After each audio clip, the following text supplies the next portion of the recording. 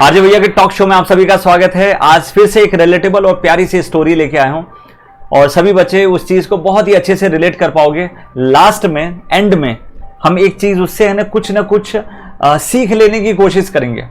ठीक है, तो बिल्कुल हंसते हुए चेहरों के साथ स्टार्ट करते हैं ये स्टोरी प्यारी सी। बस आशा करता हूं सभी बच्चे बहुत अच्छे तरीके से लाइक कर दो, शेयर कर दो। ठीक है, और ये जो स्टोरी है ना आप बहुत ही प्यारे तरीके से रिलेट करने वाले हो। तो ये देखो, कॉलेज लाइफ में कभी भी आते हो ना तो होता क्या है ना कि लोग न्यूयॉर्क जैसी मूवी देख के रखते हैं। ठीक है, जिसमें जॉन अब्राहम चल के आता है बिल्कुल बड़ी सी बॉडी लेके और सामने से कैटरीना कैफ आती है। तो ऐसी सिचुएशन रहती है। लोग सोचते हैं कि कॉलेज लाइफ में जाएंगे तो भैया वैसी ही लाइफ होने वाली है। ठीक है, तो मेरा दोस्त इलेक्ट्रिकल ब्रांच से एक मेरा फ्रेंड था जिसका नाम सिद्धार्थ था। तो सिद्धार्थ एक दिन मतलब उस कंडीशन में तो मैं भी था, मैं उसको जानता ही था अच्छे से, मेरा बहुत ही क्लोज फ्रेंड रहा हुआ है। तो मैं उसी से एक दिन बातचीत चल रही थी तो वो एक अपनी स्टोरी बताने लग गया था। तो कहा कि यार पता है यार रवि भाई, मैं कहा क्या?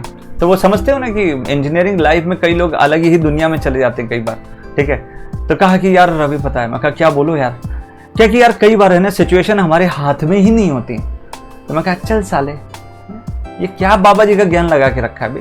ठीक है, अभी तो साले इंजीनियरिंग चल रही है, तुम ऐसा ज्ञान है ना पहले पढ़े हो क्या? यार मैंने भी है ना अपने वो कुछ है ना इलेक्ट्रॉनिक्स के जो दोस्त थे उनके साथ मैंने प्लान किया, चलो यार घूमने चलते हैं, और घूम के आया। ठीक है, तो उस समय पे एक है ना लोनावला घूमने गए थे तो कूपन वगैरह मिल जाते थे ना, 40% ऑफ, 30% ऑफ।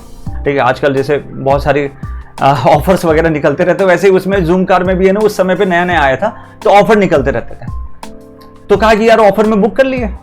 अब 4-5 दोस्त निकल गए हम लोग।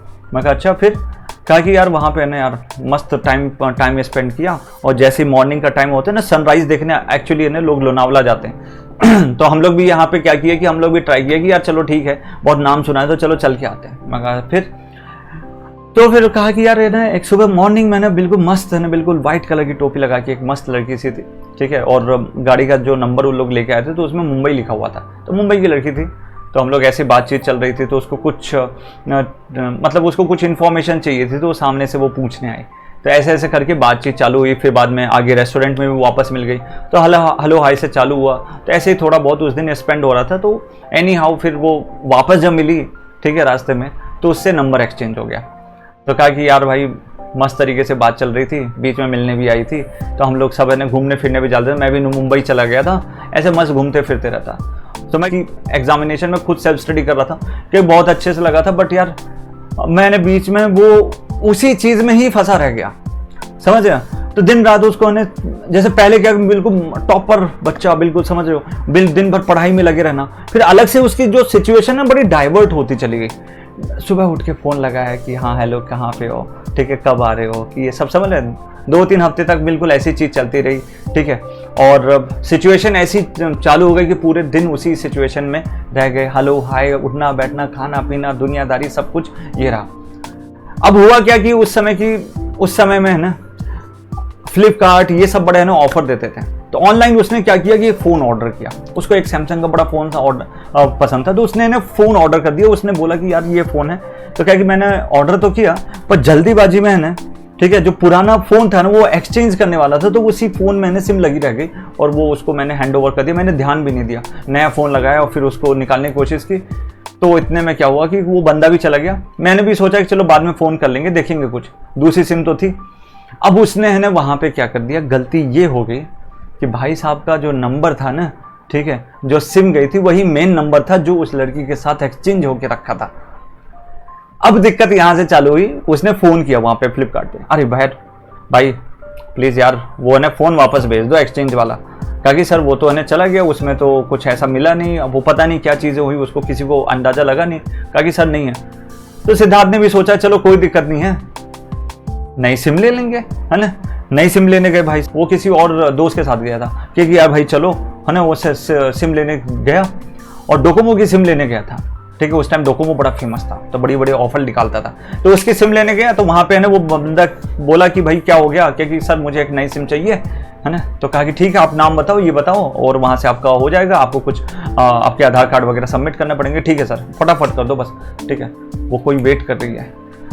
तो जब नाम टाइप करने लगे तो उसका नाम ही नहीं। ठीक है, कहा कि सर इस नाम से तो ये सिम तो आपके नाम से है ही नहीं। तो कहेंगे नहीं सर ऐसा थोड़ा ना होता है कि सर आप कुछ पैसा ले लो ऊपर से पर कर दो, कहेंगे नहीं सर वो नाम तो वही होना चाहिए, ठीक है। अब उसको याद आया एक्चुअली उसने क्या किया था, फर्स्ट ईयर में आके जल्दीबाजी में नई सिम उसने ली थी, और नई सिम जो थी ना वो उसने किसी दूसरे नाम और नंबर के साथ लेते, फेक आईडी के नाम से नहीं सिम लेते थे, वो ले ली उसने, और तब तक तो सिनेरियो चेंज हो चुका था। तो उसने जो नई सिम ली उस समय पे फिर भाई का कुछ पॉसिबल ही नहीं हुआ। अब ना ही इंस्टाग्राम पे उन्होंने कांटेक्ट किया था, पता नहीं क्या अलग ही सिचुएशन थी भाई की, ना ही फेसबुक पे उन्होंने कभी इंटरेक्ट किया, ना कभी जानने की कोशिश की। व्हाट्सएप में पूरी टाइम लगे रहते थे, ठीक है, दोस्ती बढ़ चुकी थी। और उसने नाम भी जो लिख के रखा था वो भी उसने सर्च नहीं किया, मतलब सर्च करने पे वो सेम नाम भी नहीं मिलता था। आजकल लोग आईडी नहीं बना लेते वॉरियर्स टाइप की इस तरीके की, वैसे वो आईडी भी नहीं मिल रही सेम। तो वैसी सिचुएशन में समझ रहे हो भाई का ना कट्टा गया, भाई की लंका लग गई बिना मतलब की। तो फिर वही बता रहे थे कि यार इतना अच्छा माहौल बना हुआ था, बढ़िया। सुबह कहा कि पर एक चीज़ हमने देखी कि हमारी लाइफ में ना कुछ चीज़ हमारे हाथ में नहीं होती हैं। कई बार ऐसा होता है कि पढ़ने जा रहे हैं, फिर उतना टाइम वेस्ट हो गया 1 महीने का, बट 1 महीने का वो टाइम यदि वो शायद उस समय पे संभाल लेता है तो बहुत अच्छी सिचुएशन हो जाती है एग्जाम पॉइंट ऑफ व्यू से। गेट एग्जाम में अच्छे से सेलेक्ट हुआ सब, मतलब 1 साल बाद लड़की ने सर्च करने की कोशिश की, ठीक है, तो उसको नाम मिला फिर इस तरीके से, ठीक है, तो बिल्कुल इंटरेक्शन है ना खत्म हो गया था। तो बाद में रियलाइज होगा कि यार कुछ चीज़ है ना हमारे हाथ में नहीं होती, हमारे हाथ में होता है कि एफर्ट डालना। उसने पूरे दम से पूरा एफर्ट डाला था, ठीक है, ये कर लिया वो कर लिया, पर उसकी सिचुएशन ही वैसी थी वो नंबर ही बंद करना पड़ा, ठीक है, आज तक वो नंबर बंद ही रहा भाई का। तो वही है कि कई बार सिचुएशन आपके हाथ में नहीं होती है और आप परेशान होते रहते हो, बट परेशान होने का कोई दिक्कत नहीं है। ये सिचुएशन पढ़ाई से रिलेटेड सबके साथ आती है। आज ये कहानी है, कहीं किसी की अलग कहानी है। कभी भी सक्सेस स्टोरी सुनोगे ना, किसी की भी सेम स्टोरी होती ही नहीं है, सबकी लाइफ में अलग अलग घटना होती ही रहती है। मैं बस इतना ही करूंगा कि बस वो जो डिस्ट्रैक्शंस हैं, वो जो डाइवर्जेंस होते हैं थोड़े समय के लिए आते हैं, उन सबको आप एनी हाउ, ठीक है, नलीफाई करने की कोशिश करना है, अपने आप को बहुत कंसंट्रेटेड रखने की कोशिश करना है, तब जाके आप आगे बढ़ोगे, तब जाके आप बहुत अच्छा करोगे। आपके हाथ में जो सिचुएशन है वो ये है कि आप जो पढ़ने वाले टाइम पीरियड में उसमें आप बहुत अच्छे से पढ़ें, बहुत अच्छे से मन लगा के कंसेप्ट सीखें, बहुत अच्छे से मन लगा के क्वेश्चन सॉल्व करें, वो आप लोगों की बेटर तरीके से काम करता है। तो सिद्धार्थ का तो भैया लंका लग गई।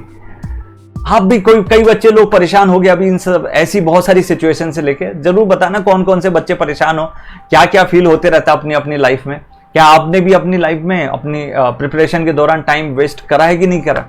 तो यदि ऐसी सिचुएशन है तो मुझे जरूर कमेंट सेक्शन पे बताना। मैं भी जानना चाहता हूँ कि हमारे जो धुरंधर बच्चे पढ़ रहे हैं क्या सही में पढ़ने में लगे हैं कि या उनकी लाइफ में भी ऐसे नॉर्मल जो कोइंसिडेंस होते रहते हैं वो भी उनकी लाइफ में भी हुए हैं।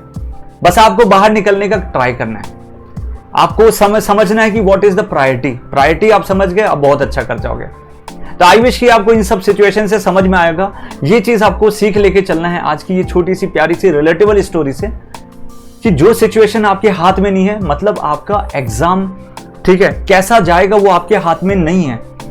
आपके हाथ में आप कैसी प्रिपरेशन कर सकते हैं, और जो चीज आपके हाथ में उससे आप उसमें बेटर करने की कोशिश करो, तो अल्टीमेटली जो जिस एग्जाम की तैयारी कर रहे हो वो ऑटोमेटिकली बेस्ट जाएगा, ये गारंटी है।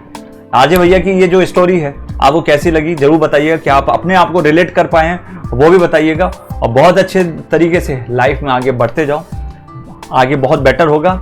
जो सिचुएशन आपके हाथ में उसमें बेटर करो, जो सिचुएशन आपके हाथ में नहीं है वो ऑटोमेटिकली सुधर जाएगी। Thank you so much, lots of love and affection, bye bye. मिलते हैं नेक्स्ट एपिसोड के साथ, ठीक है, ऐसे ही हंसते रहो और बिल्कुल स्माइल के साथ। इतने खूबसूरत चेहरे भगवान ने बनाए हैं, तो मैं भी चाहता हूं कि आप हंस के, ठीक है, इस कमेंट सेक्शन को भर दें और बिल्कुल जरूर बताइए कैसा लगा आपको। Thank you so much, bye bye.